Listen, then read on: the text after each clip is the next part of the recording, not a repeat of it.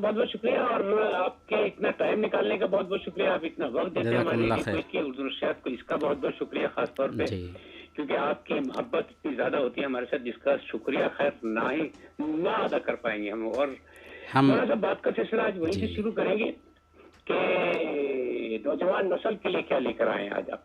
جی عبداللہ بھائی، آج کا ہمارا خاص پیغام ہوگا نوجوانوں کے نام. ہر گھر میں نوجوان ہوتے ہیں، ان سے آج ہم بات کریں گے. عبداللہ بھائی، نوجوانی کا مرحلہ سب سے زیادہ چستی، نشاط اور قربانی کا مرحلہ ہوتا ہے. صحیح. طاقت و قوت، حوصلہ، امنگ، جد و جہد، بلند حوصلہ اور عزائم کا دوسرا نام نوجوانی ہے. لیکن جوانی کو مثبت اور پازیٹیو رخ دینے کی ضرورت ہوتی ہے، صحیح. کیونکہ جوانی دیوانی ہوتی ہے. کسی قوم کی کامیابی میں نوجوانوں کا بڑا رول ہوتا ہے، اور ناکامی میں بھی ان کا کردار کم نہیں ہوتا. اس لیے آج ہم اپنے نوجوانوں سے مخاطب ہوں گے. ہم پوائنٹ ٹو پوائنٹ ان سے بات کریں گے، ان کی خدمت میں چند گزارشات پیش کریں گے. سب سے پہلی گزارش، اچھے بچوں سے دوستی کیجیے. نوجوان لڑکے دوستی کے بغیر نہیں رہ سکتے، لیکن دوستی جیسی ہوگی نوجوان ہمارا بھی ویسا ہی ہوگا. اسی لیے کہتے ہیں، مجھے بتا دو تمہارا دوست کون ہے، میں بتا دوں گا تم کون ہو. تبھی تو ہمارے آقا محمد رسول اللہ صلی اللہ علیہ وسلم نے فرمایا کہ الرجل علی دین خلیلہ فلینظر احدکم من یخالل. ایک آدمی اپنے دوست کے طریقہ پر ہوتا ہے، اس لیے تم میں سے ایک آدمی غور کر کے دیکھ لے کہ وہ کس سے دوستی کر رہا ہے.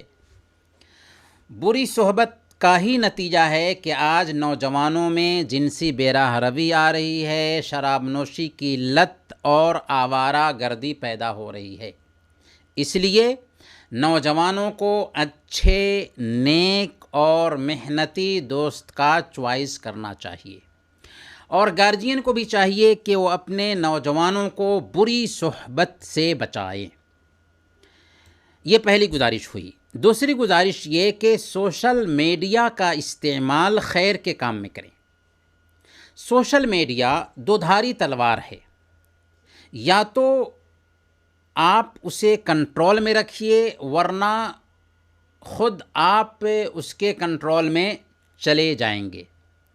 اگر سوشل میڈیا کا استعمال خیر میں ہو تو پہاڑوں جیسی نیکیاں جمع ہو جاتی ہیں، اور اگر برائی اور شر میں ہو تو نوجوانوں کے سامنے برائیوں کے سرپٹ دروازے کھل جاتے ہیں. اس لیے نوجوان لڑکے اور لڑکیاں سوشل میڈیا کا استعمال کرتے ہوئے اپنے دلوں میں اللہ کا ڈر بسائیں کہ بند کمرے میں بھی اللہ ان کو دیکھ رہا ہے. فرشتے اس کے دائیں اور بائیں کندھوں پر ان کی ایک ایک حرکت نوٹ کر رہے ہیں. ان کے اعضاء و جوارح بھی کل قیامت کے دن ان کے خلاف گواہی دینے والے ہیں، یہاں تک کہ وہ دھرتی بھی جہاں پر اللہ کی حرمت کو پامال کیا تھا. اس لیے سوشل میڈیا کا استعمال نوجوان خیر کے کام میں کریں. تیسری گزارش، تعلیم پر دھیان دیں. علم ترقی کا معراج ہے. علم سے محروم قوموں کو دبایا جاتا ہے، روندا جاتا ہے، کچلا جاتا ہے، پیسا جاتا ہے. آپ کے آباء و اجداد نے علم کے سہارے ہی دنیا کو اپنے کنٹرول میں کیا تھا، اور آج آپ کی پستی کا راز بھی علم سے محرومی ہے. ہمارے آبا کے علم سے خوشاچینی کر کے مغرب آج ترقی کے اس مقام پر پہنچا ہے. اقبال نے اسی کا رونا رویا تھا، وہ علم کے موتی کتابیں اپنے آبا کی جو دیکھیں ان کو یورپ میں، تو دل ہوتا ہے سپارہ. اس لیے سبحان اللہ. محنت سے علم حاصل کریں. جتنی محنت کریں گے اتنی ہی بلندی ملے گی. آج اگر محنت سے جی چرائیں گے تو کل خون کے آنسو رونا پڑے گا. خود ذلیل ہوں گے اور اپنی قوم کی ذلت اور رسوائی کا سبب بنیں گے۔ اس لیے نوجوانوں، وقت سے فائدہ اٹھاؤ اور اپنی شخصیت کی تعمیر پر دھیان دو۔ چوتھی گزارش، شادی کی عمر کو پہنچنے کے بعد شادی کر لیں۔ شادی سے نگاہیں پست رہتی ہیں اور عزت کی حفاظت ہوتی ہے، اس لیے شہوت کو صحیح رخ دینے کا سب سے بہتر علاج یہی ہے کہ ہم شادی کے رشتہ میں بندھ جائیں، اور شادی سے فقر و فاقہ دور ہوتا ہے، بے نیازی بھی آتی ہے۔ اللہ تعالیٰ فرماتا ہے ان یکونوا فقراء یغنیہم اللہ من فضلہ، کہ اگر وہ فقیر ہوں گے، غریب ہوں گے تو اللہ اپنے فضل سے ان کو بے نیاز کر دے گا۔ اس لیے نوجوانوں، شادی کر لو، عزت کی حفاظت ہوگی، اور اگر شادی کرو بھی تو سادگی سے۔ اپنے نبی کی سنو، اعظم النکاح برکتاً ایسرہن مؤونہ، سب سے بابرکت شادی وہ ہے جس میں کم سے کم خرچ ہو۔ شادی بیاہ کے معاملے میں جاہلی رسم و رواج نے آج سماج کا کچومر نکال رکھا ہے، اس لیے نوجوانوں، تمہارے سدھرنے سے ہی جہیز جیسی لعنت کا خاتمہ ہو سکتا ہے۔ اور ہاں، جب تک شادی نہیں ہوئی ہے، زیادہ سے زیادہ روزوں کا اہتمام کرو، کہ روزے شہوت کو کنٹرول میں رکھنے کا سبب بنتے ہیں۔ پانچویں گزارش، کام کریں اور بیکاری مت کاٹیں۔ کتنے نوجوان بیکاری کاٹتے ہیں، باپ کے لقمہ پر پلتے ہیں، حالانکہ انہیں چاہیے تھا کہ خود جاب کرتے، محنت کرتے، کاروبار سنبھالتے۔ گھر میں بیٹھنے سے ملازمت نہیں ملتی، اس کے لیے کوشش کرنی پڑتی ہے۔ قابلیت اور صلاحیت بھی ضروری ہے، خود میں صلاحیت پیدا کریں، لوگ چراغ لے کر کے آپ کو ڈھونڈ نکالیں گے۔ آزاد کام بھی اگر کرنا چاہتے ہوں تو اس کے لیے کھلا ہوا میدان ہے، آپ کاروبار کریں، کاروبار میں برکت ہے۔ ایک آدمی تھیلا لے کر کے گھوم گھوم کر کے سامان بیچتا ہے اور بیچتے بیچتے بزنس مین بن جاتا ہے۔ حضرت عبد الرحمن بن عوف رضی اللہ تعالیٰ عنہ کو دیکھیے، گھی اور پنیر خرید کر کے بازار جا کر کے بیچتے رہے، یہاں تک کہ مدینہ کے بہت بڑے مالدار تاجر بن گئے۔ اس لیے چھوٹا کاروبار کرنا کوئی عیب کی بات نہیں ہے، عیب کی بات یہ ہے کہ آپ محنت سے جی چرائیں اور دوسروں کے لقمہ پر پلنے کی عادت ڈالیں۔ چھٹی گزارش، ماں باپ اور رشتہ داروں کا خیال کریں۔ آج کے نوجوان، چاہے لڑکے ہوں یا لڑکیاں، ماں باپ کی نافرمانی ان کے اندر عام ہوتی جا رہی ہے۔ کتنے نوجوانوں کا مستقبل سنہرا اس لیے ہوا کہ انہیں ماں باپ کی دعائیں حاصل تھیں، اور کتنے نوجوان ناکام اس لیے ہیں کہ انہوں نے ماں باپ کے دل کو چوٹ پہنچایا ہے۔ اس لیے نوجوانوں، ماں باپ کی قدر کرو، ان کا احترام کرو، ان کی بات مانو، ان کی خدمت کرو۔ تمہارے لیے سعادت مندی اور توفیق کے سارے دروازے کھلتے جائیں گے۔ اسی طریقے سے دوسرے رشتہ داروں کے ساتھ بھی اچھا معاملہ کرو، ان کی خوشی اور غم کے شریک بنو، ان سے رابطہ رکھو، ان کی زیارت کرو، ان کے کام آؤ۔ تمہارا رب تم سے خوش ہوگا، عمر لمبی ہوگی اور روزی میں بھی برکت آئے گی۔ نوجوانوں سے آخری اور اہم گزارش یہ ہے کہ نوجوانوں، اپنے دین پر جم جاؤ اور استقامت اختیار کرو۔ آج نوجوان لڑکے اور لڑکیاں ماڈرن اور ایڈوانس بننے کے شوق میں مغرب کا دلدادہ ہوتے جا رہے ہیں۔ مغربی کلچر پر ان کو فخر ہوتا ہے، وہ کلچر جس پر خود مغرب کے سمجھدار لوگوں کو آج ابکائی آ رہی ہے۔ نوجوانوں، تمہارے پاس علامہ اقبال جیسی شخصیت ہیں۔ وہ علامہ اقبال جن سے بڑھ کر مغرب کا کوئی جانکار نہیں، لیکن وہ تمہیں کیا مشورہ دیتے ہیں انہیں کی سن لو۔ اٹھا کر پھینک دو باہر گلی میں، نئی تہذیب کے انڈے ہیں گندے۔ جی ہاں، علامہ اقبال زندگی بھر قوم مسلم کو یہی پیغام دیتے رہے، بلکہ نوجوانوں سے یہاں تک کہہ دیا، سر دین مصطفیٰ گویم ترا، سر دین مصطفیٰ گویم ترا، ہم بقبر اندر دعا گویم ترا۔ یعنی اے مسلم نوجوان، میں نے زندگی بھر یہ کیا کہ تمہیں سمجھا سکوں کہ دین مصطفیٰ کے اسرار کیا ہیں، شریعت محمدی کی خوبیاں بیوٹیز کیا ہیں، اور تیرے ساتھ میری محبت کا یہ عالم ہے کہ میں قبر میں جا کر بھی تیرے لیے دعائیں کرتا رہوں گا۔ اقبال کہتے ہیں کہ تم سے محبت کا یہ عالم ہے کہ میں قبر میں جا کر بھی تمہارے لیے دعائیں کرتا رہوں گا۔ اس لیے نوجوانوں، تم انہیں مت بھولو جو قبر میں بھی جا کر تمہارے لیے دل سوزی رکھتے ہیں۔ اقبال کو ذرا سا وقت دے دو اور مغرب کے جھانسے سے باہر نکل آؤ۔ آج مغرب اسلام کی طرف لوٹ رہا ہے، کیونکہ ان کو سکون کی تلاش ہے، اور یہ سکون اسلام کے علاوہ کہیں اور نہیں ہے۔ انسان کو جو سکون دل و جان دے سکے، وہ ارتقاء کسی بھی مرض کی دوا نہیں۔ لذت فروش و روح شکن عصر نو کے پاس سب کچھ تو ہے، مگر دل درد آشنا نہیں۔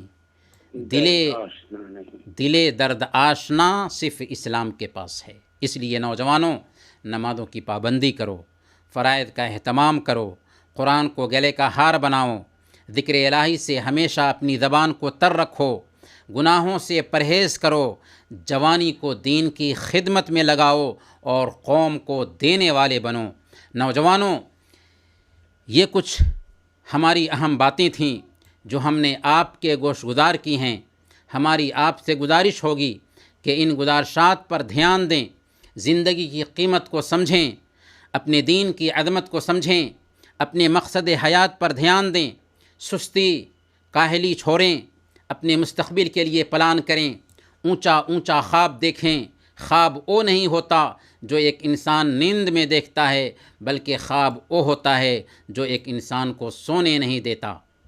اللہ اکبر۔ اپنا مستقبل خود بنائیں، اپنے مستقبل کی تعمیر خود کریں، دنیا آپ کے قدموں تلے جھکے گی۔ ماں باپ اور گارجین سے بھی اس موقع سے ہم کہیں گے کہ آپ کی اولاد آپ کے پاس امانت ہے، اپنی اولاد کو امانت سمجھیں، ان کی دنیاوی اور اخروی کامیابی میں آپ ان کے معاون بنیں، ان کے لیے اپنا سینہ کھولیں، ان کے مسائل کو سمجھیں، ان پر دھیان دیں، ان کی صحیح سمت میں رہنمائی کریں، اچھے کاموں میں ان کی ہمت افزائی کریں، ان کے ٹیلنٹ اور ان کی خفیہ صلاحیتوں کو ابھرنے کا موقع دیں، لیکن دوسرے بچوں سے اپنے بچے کا موازنہ ہرگز نہ کریں، اور ہر وقت ان کی نگرانی کرتے رہیں۔ ہماری دعا ہے کہ اللہ تعالیٰ دنیا اور آخرت میں ہمارے بچوں کو کامیاب بنائے اور انہیں ہماری آنکھوں کی ٹھنڈک بنائے۔ آمین۔ وصلی اللہ علی نبینا محمد وعلی آلہ وصحبہ اجمعین۔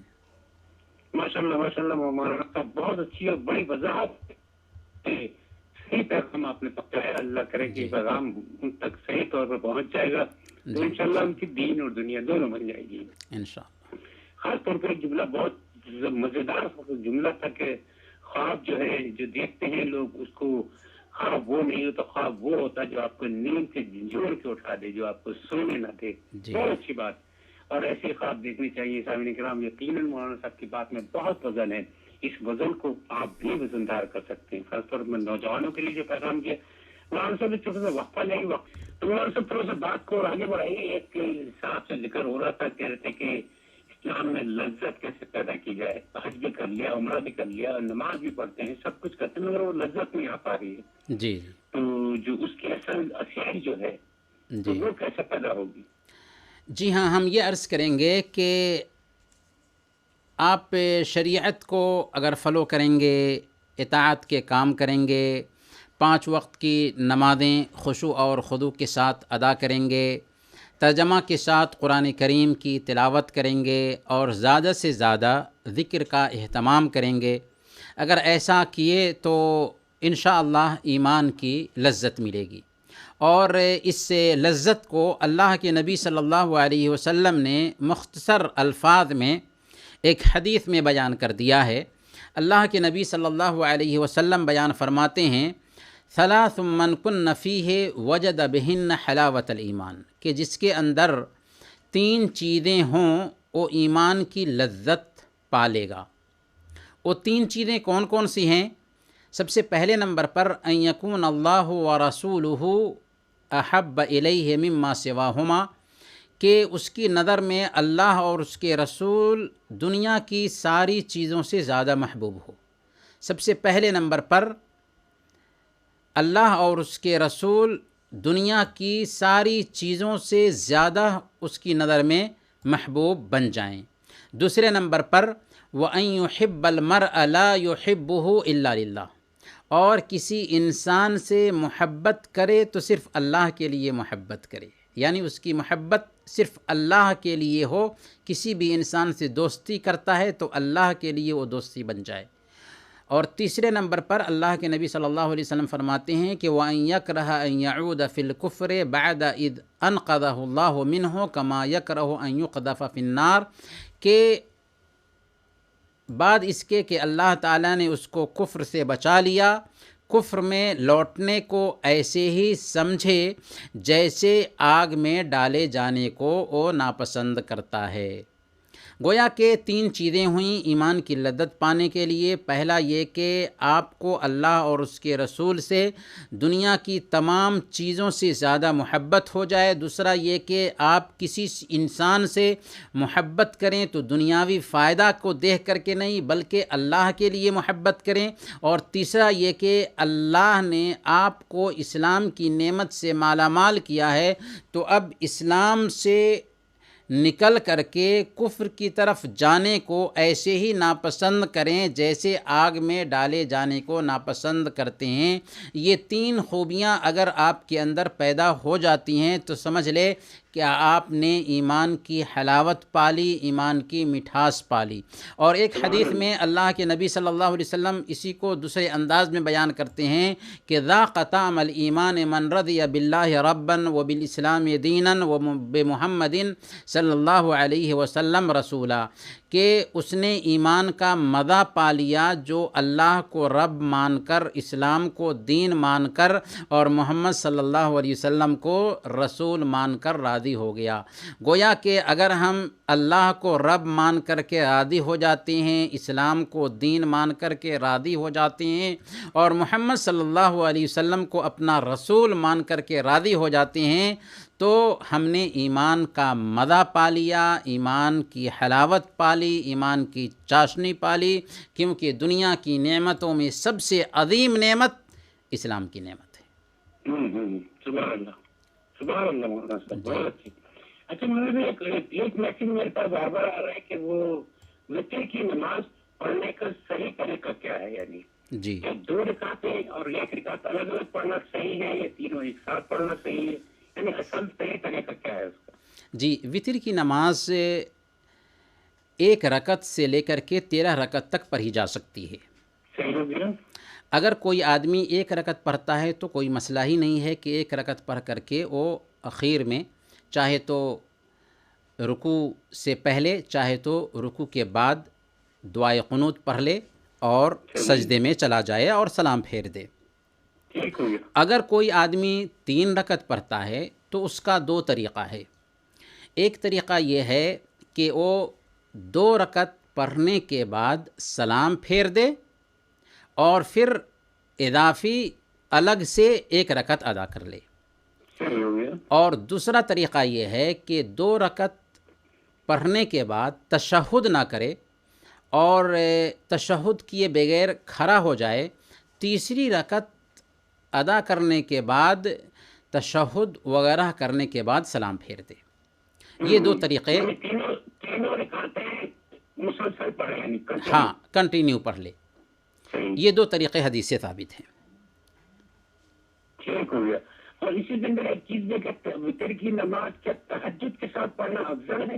ایک تو یہ بھی بہت ہاں اہم چیز. وطر کی نماز اگر کوئی آدمی تہجد کے وقت میں پڑھتا ہے یعنی رات کے تیسرے پہر میں پڑھتا ہے تو چونکہ وہ وقت ایسا ہوتا ہے جس کے بارے میں اللہ کے نبی صلی اللہ علیہ وسلم نے فرمایا کہ اللہ رب العالمین رات کے تیسرے پہر میں سمائے دنیا پر اترتا ہے اور پکارتا ہے کہ ہے کوئی مانگنے والا کہ ہم اس کو دیں، ہے کوئی دعا کرنے والا کہ ہم اس کی دعا قبول کریں، ہے کوئی معافی چاہنے والا کہ ہم اس کے گناہوں کو معاف کر دیں. تو اللہ تعالیٰ ایسے وقت میں اترتا ہے سمائے دنیا پر بندوں کو نوازنے کے لیے. اس لیے ایسے وقت کی قدر ہے.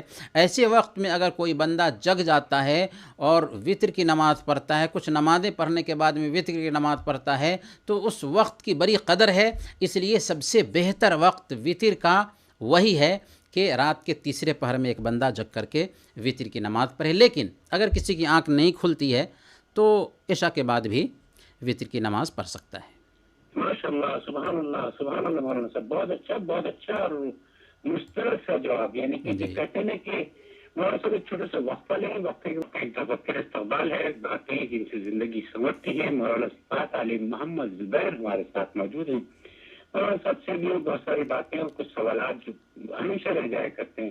مگر ایک ٹیلیفون کال لیں گے، اس کے بعد پھر بات کریں گے. جی ہاں. السلام علیکم جناب، کون سا بات کر رہے ہیں؟ فاروق بھائی؟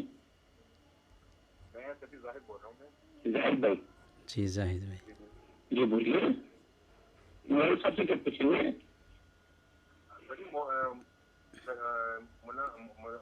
مولانا صاحب سے پوچھنا تھا میں نے کہ ایک میرا دوست ہے، مطلب جمعہ کی نماز نہیں پڑھتا، وہ مطلب جمعہ کی نماز نا گھر میں پڑھتا ہے، اور میں نے اس کو آفر بھی کیا تھا کہ چلو ہم جا کے پڑھتے ہیں ادھر، کیا نام ہے، مسجد میں جمعہ ہوتا ہے، وہ گھر پہ ہی پڑھتا ہے، وہ ظہر کی نماز پڑھتا ہے وہ. تو اس کے لیے کیا وہ کم ہے اس کے لیے پڑھا؟ آج کل کے حالات کی وجہ سے نہیں جا رہے ہیں، پہلے بھی شروع سے نہیں جا رہے؟ نہیں، وہ یعنی کہ مطلب مارکیٹ میں جاتا ہے، ڈیوٹی پہ جا رہا ہے، لیکن وہ کہتا ہے کہ نا ڈرتا کرونا سے، مطلب مسجد میں کرونا نا. اچھا ہاں، یہی وضاحت ضروری تھی. میں نے ایک یہ بھی سنا تھا میں نے کہ مطلب اگر 3 جمعے اگر آدمی مس کر دے تو آدمی اسلام سے خارج ہو جاتا ہے، کچھ ایسا. نہیں، وہ مولانا صاحب بتائیں گے آپ کو. صفات علی محمد زبیر صاحب آپ کو پوری تفصیل سے بتائیں گے. ٹھیک ہے، آگے چلیں. ٹھیک ہے، بہت شکریہ.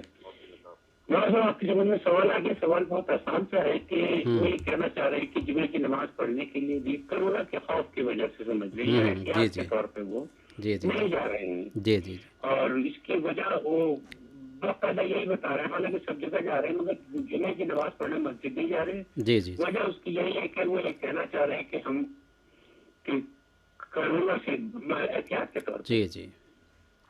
ہاں، ہم یہ عرض کریں گے کہ زاہد بھائی نے جس سے بھائی کام کرتے ہیں، اس کا جواب بھی آپ ساتھی دے دیجیے. ایک کالر ہونے لیتا ہوں میں. ہاں ٹھیک ہے. اس کے بعد دونوں کا ایک ساتھی ٹھیک ہے. السلام علیکم و رحمۃ اللہ وبرکاتہ. السلام ورحمۃ اللہ وبرکاتہ. ٹھیک ہے، الحمد للہ. آپ کیا چل رہا ہے؟ کیسے کیا نام ہے آپ کا؟ ہمارا نام محمد رحمت ہے. محمد احمد بھائی، کچھ بات کیجیے اور مسکراتے رہا کیجیے. کیا پوچھیں گے مولانا صاحب سے؟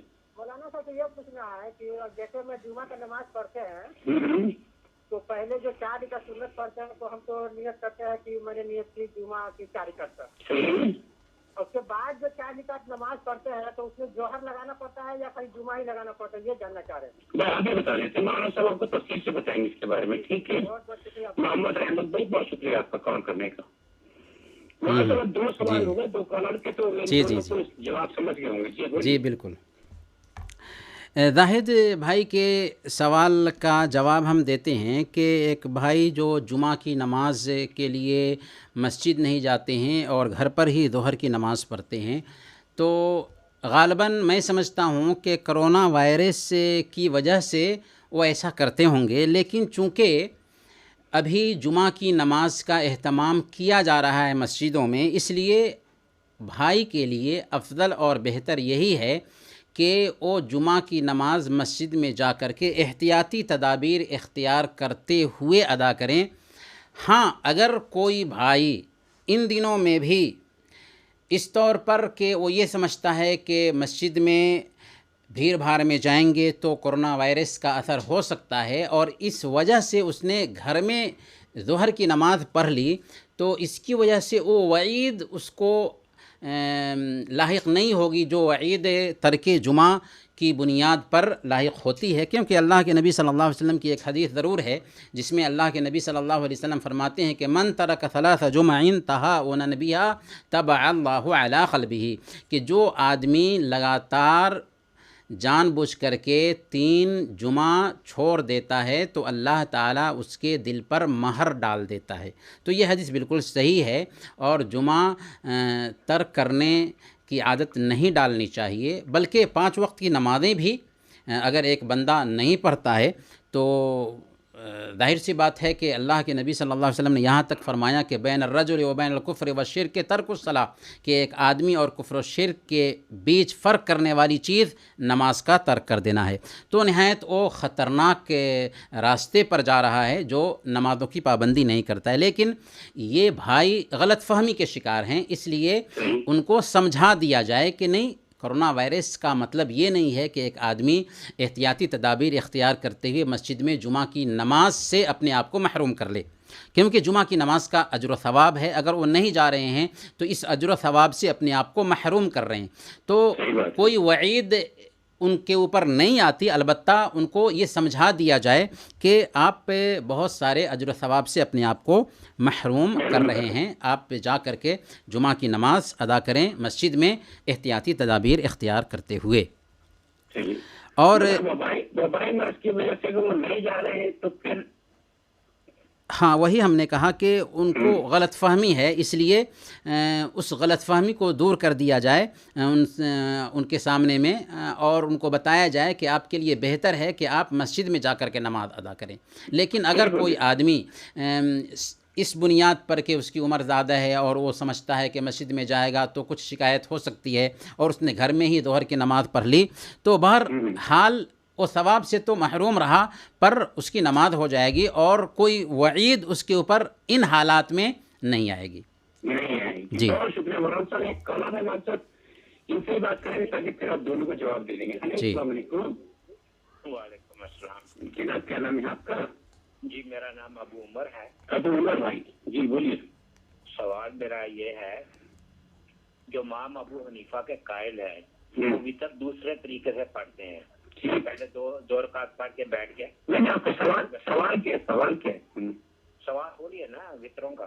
ٹھیک جی، وطروں کا سوال ہے امام ابو حنیفہ کا جو ہاں، قائل آپ کا سوال ابو عمر، آپ کا سوال سمجھ میں آ چکا ہے۔ اصل میں ہم جواب جو دیتے ہیں نا، ایک جو بات حدیث سے ڈائریکٹ میل کھا رہی ہوتی ہے تو ہم وہ جواب دے دیتے ہیں، اس کا مطلب یہ نہیں ہے کہ دوسری رائے کو ہم کنڈم کرتے ہیں، نہیں۔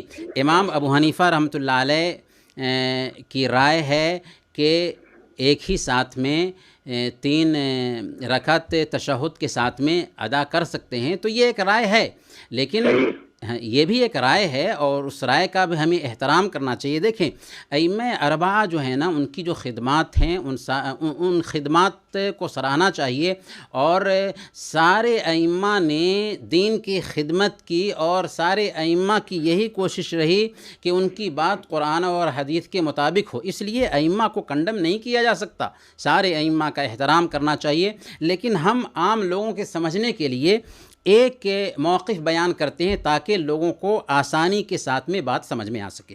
صحیح بات کی، بہت اچھی بات کی، بیچ کا راستہ یہ ہے کہ اخلاص اور خلوص کے ساتھ تمام لوگوں کا احترام ہوتا ہے۔ دوسرے سوال بھی جواب دے دیں مرن کا۔ جی، اور انہوں نے جو یہ پوچھا ہے کہ جمعہ کی نماز سے پہلے ہم 4 رکعت جو پڑھتے ہیں تو سنت کی نیت کریں گے یا کیا نیت کریں گے، اور جمعہ کی نماز کے بعد جو پڑھتے ہیں تو اس کی نیت کیا ہوگی؟ دیکھیں حدیث میں جمعہ کی نماز سے پہلے جو نماز ہم پڑھتے ہیں اس کی تعداد طے نہیں کی گئی ہے، اسی لیے صحیح مسلم کی روایت میں اللہ کے نبی صلی اللہ علیہ وسلم فرماتے ہیں کہ فصلی ما قدر لہ، جس حد تک ہو سکتا ہے وہ پڑھے، 2 رکعت، 4 رکعت، 8 رکعت، 10 رکعت، 12 رکعت، جس حد تک ہو سکتا ہے وہ پڑھے۔ تو سنت ثابت ہے، البتہ اس کی رکعتوں کی تحدید ثابت نہیں ہے، لہذا آپ ارادہ کریں کہ آپ سنت نماز پڑھ رہے ہیں، اسی طریقے سے جمعہ کی نماز کے بعد یعنی 2 رکعت کے بعد جب آپ سنت پڑھیں گے تو 2 رکعت کی بھی گنجائش ہے اور 4 رکعت کی بھی گنجائش ہے، یعنی اللہ کے نبی صلی اللہ علیہ وسلم سے 2 رکعت بھی ثابت ہے اور آپ کے قول سے 4 رکعت بھی ثابت ہے، تو 2 رکعت بھی پڑھ سکتے ہیں، 4 رکعت بھی پڑھ سکتے ہیں، اور یہ بھی سنت ہے، تو سنت کے ارادہ سے آپ یہ نماز پڑھیں گے. جی بہت بہت شکریہ مولانا صاحب. مولانا صفات علی محمد زبیر ہمارے ساتھ موجود ہیں. سامعین کرام، مولانا صاحب آخر میں چلتے چلتے نمازوں کے حوالے سے جب ذکر چل نکلا تو یہ بات لوگوں کو تھوڑا سا سمجھانا بہت ضروری ہے. فرض نمازیں آج کل کے حالات کے مطابق مسجدوں میں جا کے اگر ادا نہ کر پائے کوئی تو اس کی جیسے ابھی آپ نے ذکر کیا جمعہ کی بات کی، اب فرض نمازوں کی بات کریں گے. جیسے مسجدوں میں نمازیں ہو رہی ہیں جی جی مگر کچھ لوگ ابھی بھی مسجدوں میں نہیں جا رہے. ہاں ان کے لیے ہاں جمعہ احتیاط کی وجہ سے جی ہاں فرض نمازوں کی ادائیگی کرنے کے لیے اگر مسجد میں جاتے ہیں تو بہتر ہے، کیونکہ جماعت کا ثواب ہم کو ملتا ہے. اللہ کے نبی صلی اللہ علیہ وسلم فرماتے ہیں صلاۃ الجماعت تفضل علی صلاۃ الفرد ب27 درجہ. جماعت کی نماز اکیلی نماز پر 27 گنا فضیلت رکھتی ہے. کیا مطلب؟ یعنی اگر کوئی آدمی 27 مرتبہ اکیلے نماز ادا کرے اور جماعت سے جا کر کے ایک نماز ادا کر لے تو 27 مرتبہ جو نماز اس نے ادا کی ہے اس سے بہتر جماعت سے اس کا نماز ادا کرنا تھا. تو اس ناحیہ سے افضل اور بہتر یہی ہے کہ احتیاطی تدابیر اختیار کرتے ہوئے ایک آدمی مسجد میں جا کر کے جماعت سے نماز ادا کرے. لیکن اگر کوئی آدمی یہ سمجھتا ہے کہ بھیڑ میں جانے کی وجہ سے بے احتیاطی ہوگی اور اس لیے وہ گھر میں ہی نماز ادا کر لیتا ہے تو بہرکیف ان حالات میں اس کے لیے گنجائش ضرور نکلتی ہے. آپ کے کہنے کا یہ مطلب کہ 27 گنا سے تو تھوڑا سا وہ محروم رہ جائے گا. ہاں تب آپ اس کو ملے. کالر سے بات کرتے ہیں، اس کے بعد پھر آخری لمحات میں ہم لوگ آئے. السلام علیکم. السلام علیکم. وعلیکم السلام. احمد بھائی کیا نام ہے آپ کا؟ الحمد للہ جناب. نام کیا ہے آپ کا؟ نام کیا ہے آپ کا؟ میرا نام کفیل احمد ہے. کفیل احمد بھائی جی بولتے رہیے. کیا پوچھ رہے ہیں مولانا صاحب سے؟ مولانا صاحب السلام علیکم. وعلیکم السلام ورحمۃ اللہ. مولانا صاحب میں ایک معلومات لینا چاہتا ہوں آپ سے. مولانا صاحب جہاں یہ جمعے کی نماز پڑھا رہے تھے مولانا صاحب، محراب سے آگے کچھ لوگوں نے سب بنا رکھی تھی، یعنی مسجد سے باہر سڑک پہ، اس سے محراب سے آگے کچھ لوگوں نے سب بنا رکھی تھی. نماز ہوگی. جی جی جی ہاں اگر کوئی آدمی اس انداز میں کہ امام سے آگے صف بندی کر دے تو اس کی نماز نہیں ہوتی. ایسے انسان کو بتانا چاہیے کہ، اور بہت سارے لوگ ایسے ہوتے ہیں جو وہاں پہ نماز ادا کر رہے ہوتے ہیں، تو اگر کسی آدمی کو غلط فہمی ہوئی اور یہ سوچ کر کے اس نے صف بندی کر دی کہ نماز امام کے پیچھے میں ہے تو ایسے لوگوں کو بتانا چاہیے. لیکن اگر کوئی آدمی جان بوجھ کر کے اس طریقے سے نماز پڑھتا ہے تو اس کی نماز نہیں ہوگی. امام سے آگے نہیں ہونا ہے بلکہ امام کے پیچھے ہونا ہے. بالکل اچھا سوال تھا مولانا صاحب. یہ کہ اکثر میں نے بھی دیکھا کہ مسجد میں باہر جو خاص طور پہ لوگ ہوتے ہیں نا جی ان کو اندازہ نہیں ہو پاتا کہ وہ امام سے بھی آگے جا چکے ہیں. بالکل. بہت بہت شکریہ مولانا صاحب. اور ہمارا وقت آج کا ختم ہو جاتا ہے، مگر آخر میں چلتے چلتے مولانا صاحب پوری دنیا میں پھیلے ہوئے جو فیس بک پر بھی آپ کو دیکھ رہے ہیں جو لوگ، ان لوگوں کو کیا پیغام دیں گے محبت کا، خلوص کا، خاص طور پہ ان حالات کے اندر کون سی باتیں کا زیادہ خیال کرنا چاہیے. اور تہجد کی آپ نے بات کی ہے، تہجد کے متعلق میں کچھ بتا دیجیے گا. جی سب سے پہلے تو ہم یہ عرض کریں گے کہ کرونا وائرس کی یہ وبا ابھی بھی ختم نہیں ہوئی ہے، اس لیے ہم اپنے تمام سامعین سے یہ عرض کریں گے کہ احتیاط برتیں. لیکن احتیاط کا مطلب یہ بھی نہیں ہوتا ہے کہ جماعت کی نمازیں ترک کر دیں یا جمعہ کی نماز ترک کر دیں. نہیں، ہمیں چاہیے کہ احتیاط برتتے ہوئے جمعہ کی نماز مسجد میں جا کر کے ادا کریں، جماعت کی نمازیں بھی مسجد میں ادا کریں. یہ بہتر اور افضل رہے گا کیونکہ بہت زیادہ ثواب ہے جماعت سے نماز ادا کرنے کا. اس کے باوجود بھی اگر کوئی آدمی گھر پہ ہی نماز ادا کر لے رہا ہے، خاص طور پر 5 وقت کی نمازیں، تو ایسے لوگوں کے ساتھ میں سختی کا معاملہ بھی نہیں ہونا چاہیے، کیونکہ وہ بھی معذور ہیں، خاص طور پر بوڑھے لوگ جو جن کے بارے میں زیادہ ڈر ہے کہ ان کو کرونا وائرس کی شکایت ہو جائے، تو ایسے لوگ گھر پہ بھی نماز پڑھتے ہیں تو وہ معذور سمجھے جائیں گے۔ برکیف ہم اخیر میں اللہ رب العالمین سے دعا کرتے ہیں کہ الہ العالمین تو ہم سب کے مسائل حل فرما دے، ہمارے آل و اولاد کی حفاظت فرما، جو لوگ پریشان حال ہیں الہ العالمین ان کی پریشانی کو دور فرما دے، اور کرونا وائرس کی یہ وبا جو ہمارے سروں پر آئی ہوئی ہے الہ العالمین اسے ٹال دے، ہمارے گناہوں کو معاف فرما دے، الہ العالمین ہماری رزق میں، ہماری روزی میں برکت عطا فرما۔ جو بھائی یا بہن بیمار ہیں، اگرچہ ان کی بیماری مایوس کن کیوں نہ ہو، الہ العالمین انہیں شفائے عاجلہ کاملہ نصیب فرما۔ جو بھائی پریشان حال ہیں ان کی پریشانی دور فرما دے، جو بھائی بے روزگار ہیں انہیں حلال روزی عطا فرما، اور جو لوگ اس دنیا سے گزر چکے ہیں ان کی قبر کو نور سے بھر دے اور انہیں جنت الفردوس میں جگہ نصیب فرما۔ ہم سب کو زندہ رکھنا تو ایمان پر زندہ رکھنا، اور وفات دینا تو ایمان پر وفات دینا۔ ربنا ظلمنا انفسنا وان لم تغفر لنا وترحمنا لنكونن من الخاسرین۔ ربنا آتنا فی الدنیا حسنہ وفی الآخرۃ حسنہ وقنا عذاب النار۔ وصلی اللہم علی نبینا محمد وعلی آلہ وصحبہ اجمعین۔ اللهم آمین۔